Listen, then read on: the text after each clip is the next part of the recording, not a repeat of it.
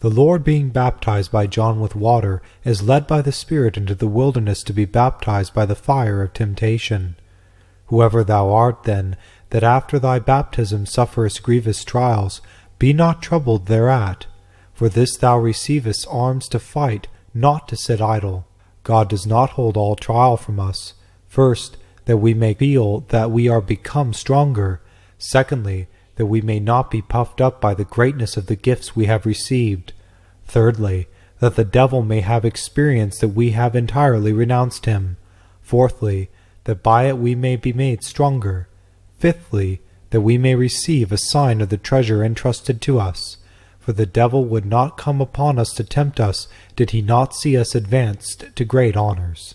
The devil's snares are chiefly spread for the sanctified, because a victory over the saints is more desired than over others.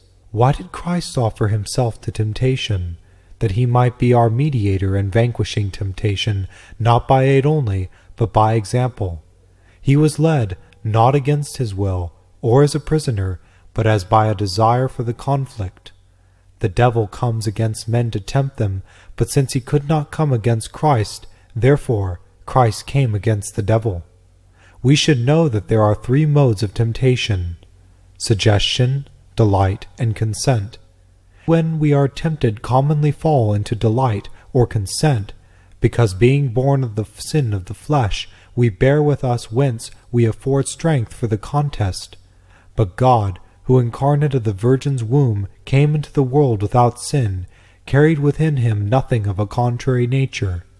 He could then be tempted by suggestion, but the delight of sin never gnawed his soul, and therefore all the temptation of the devil was without, not within him. And that you may learn how great a good is fasting, and what a mighty shield against the devil, and that after baptism you ought to give attention to fasting and not to lusts. Therefore Christ fasted, not himself needing it, but teaching us by his example.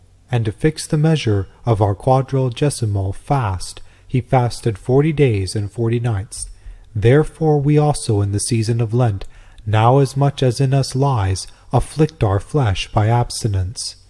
Now, let us shortly review what is signified by Christ's temptations. The fasting is abstinence from things evil. Hunger is the desire of evil. Bread is the gratification of the desire. He who indulges himself in any evil thing turns stones into bread. Let him answer to the devil's persuasions that man does not live by the indulgences of desire alone, but by keeping the commands of God. When any is puffed up as though he were holy, he is led to the temple, and when he esteems himself to have reached the summit of holiness, he is set on a pinnacle of the temple. And this temptation follows the first, because victory over temptation begets conceit. But observe that Christ had voluntarily undertaken the fasting, but was led to the temple by the devil. Therefore do you voluntarily use praiseworthy abstinence, but suffer yourself not to be exalted to the summit of sanctity. Fly high-mindedness, and you will not suffer a fall.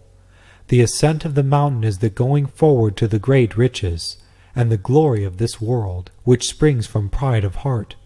When you desire to become rich, that is, to ascend the mountain, you begin to think of the ways of gaining wealth and honors, and then the prince of this world is showing you the glory of his kingdom.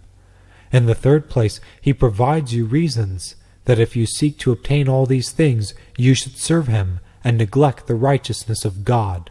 When we have overcome the devil and bruised his head, we see that angels' ministry and the offices of heavenly virtues will not be wanting to us. From the Cantina Aria of St. Thomas Aquinas, St. Matthew, chapter 4, Saints Chrysostom, Hilary, Augustine, Jerome, and Gregory.